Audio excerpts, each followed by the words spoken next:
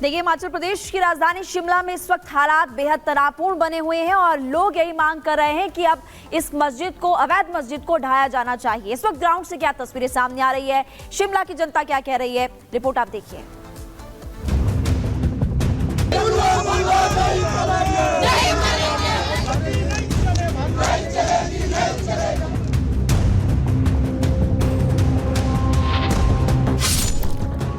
चप्पे चप्पे पर पुलिस, सुरक्षा के तगड़े इंतजाम, बैरिकेडिंग लगाकर निगरानी, शहर में छावनी जैसा माहौल। तस्वीरें देवभूमि हिमाचल की राजधानी शिमला की है, जहां आम लोगों के प्रदर्शन को रोकने के लिए पुलिस ने कड़े इंतजाम किए हैं।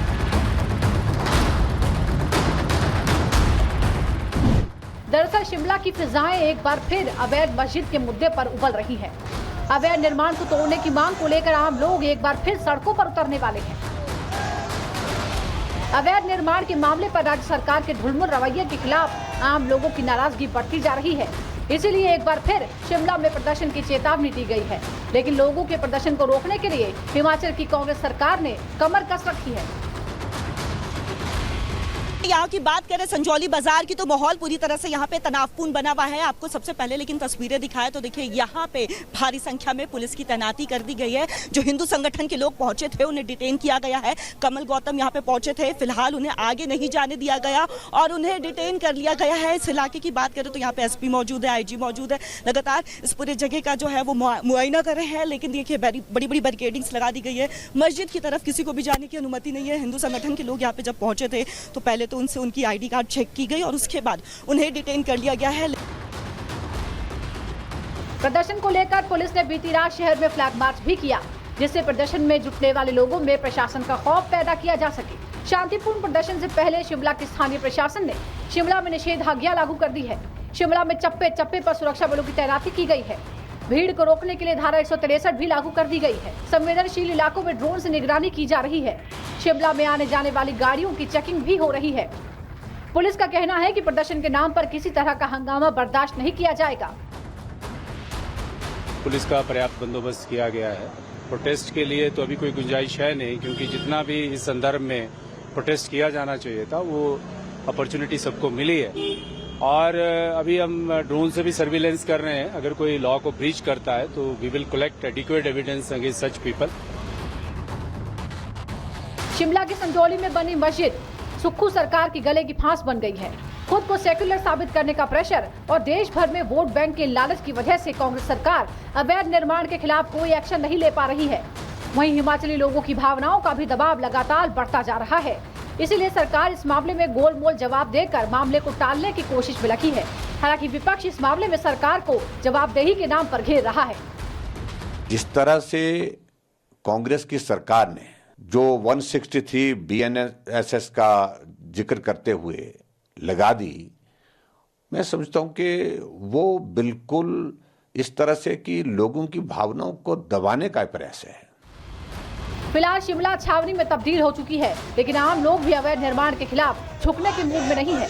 मतलब शिमला की सड़कों पर एक बार फिर संघर्ष की आशंका है। Bureau report, Republic Bharat. तो शिमला में अवैध मस्जिद की खबर आप देख रहे थे, लेकिन इसी बीच कानपुर की खबर आपको अगर बताएं, ट्रेन डिरेल मामले पर देखिए लगातार जांच तेज होते हुए नजर आ रही है। इस वक्त यूपी ATS इस पूरे मामले की जांच कर रही है, यूपी पुलिस इस पूरे मामले की जांच कर रही है।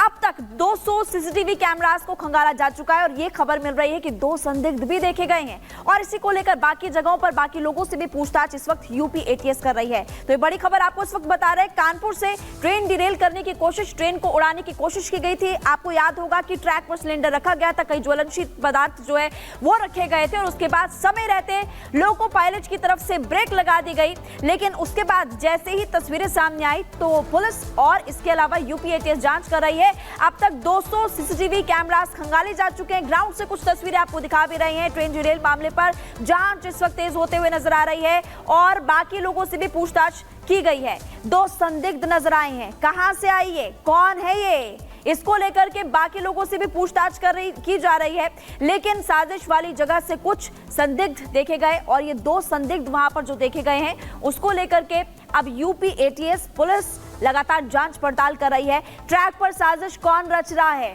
क्योंकि अलग अलग जगहों से आपने देखी खबर देखी है। पहले ट्रेन को उड़ाने की साजिश यहां पर रची गई, उसके बाद आपने देखा कि ब्लॉक जो है सीमेंट का ब्लॉक रखा गया था, वो भी आपने बड़ी खबर के तौर पर आपको जानकारी दी थी। इसी बीच ये एक और जानकारी बिल्कुल, तो महिमा बता रही थी कि कैसे अलग अलग सीसीटीवी फुटेज भी खंगाले जा रहे हैं। हमारे सहयोगी वैभव हमारे साथ सीधे जुड़ रहे हैं, उनका रुख कर लेते हैं। वैभव, ये जो पूरी खबर सामने आई, ऐसा लगा कि 2 जगहों पर, कानपुर में भी ऐसा हुआ और अजमेर में भी एक ही पैटर्न पर ट्रेन को डिरेल करने की कोशिश की गई। अभी क्या जानकारियां मिल रही, क्योंकि एटीएस भी जांच कर रही है, एनआईए भी जांच कर रही है और सीसीटीवी फुटेजेस भी खंगाली जा रही, तो क्या कोई सस्पेक्ट मिला है जिसने ये सिलेंडर लिया हो, जिसके घर पर ये डिलीवर हुआ हो? इसको लेकर कोई जानकारी? देखिए, बिल्कुल तमाम जांच एजेंसियां इस पूरे मामले में लगातार जांच कर रही हैं और सबसे अहम यह है कि आखिर इस पूरी वारदात का सूत्रधार कौन था जिसने इस पूरी साजिश को रचा। अब तक के इन जांच एजेंसियों के हाथ में कोई ऐसा बहुत बड़ा सबूत और प्रूफ सामने नहीं आया है जिससे सूत्रधार तक जो है वो जांच एजेंसियां पहुंच सके। लेकिन पास ही में लगे टोल प्लाजा से जो ये तस्वीर सामने आई है, इस सीसीटीवी फुटेज में देखा गया है कि घटना के ऐन वक्त ही 2 शख्स जो है वो बाइक से सीसीटीवी फुटेज में देखा जा सकता है कि टोल से पहले रुकते हैं, बातचीत करते हैं और अब इन लोगों की पहचान जो है वो की जा रही है। लगातार जो जांच एजेंसियां हैं इन दोनों संदिग्ध शख्स तक पहुंचने की हर मुमकिन कोशिश कर रही हैं, क्योंकि कल भी तकरीबन 27 से 30 लोगों को जो है वो डिटेन किया था। यहां पर जांच एजेंसियों ने उनको थाने में बिठा कर रखा था, उन सभी लोगों से पूछताछ भी की थी, लेकिन कोई अहम सुराग और कोई अहम जानकारी जो है वो नहीं मिल पाई, क्योंकि ट्रैक पर सिलेंडर ले जाना, इस पूरी साजिश को वहां पर अंजाम देना, क्योंकि वो बिल्कुल सुनसान इलाका है, ऐसे में 3 से 4 लोगों के सीधे तौर पर शामिल होने का शक जो है वो यहां पर जांच एजेंसियों को जरूर है और इनकी मंशा कितनी खतरनाक थी उसको लेकर भी हम लगातार जिक्र कर रहे हैं।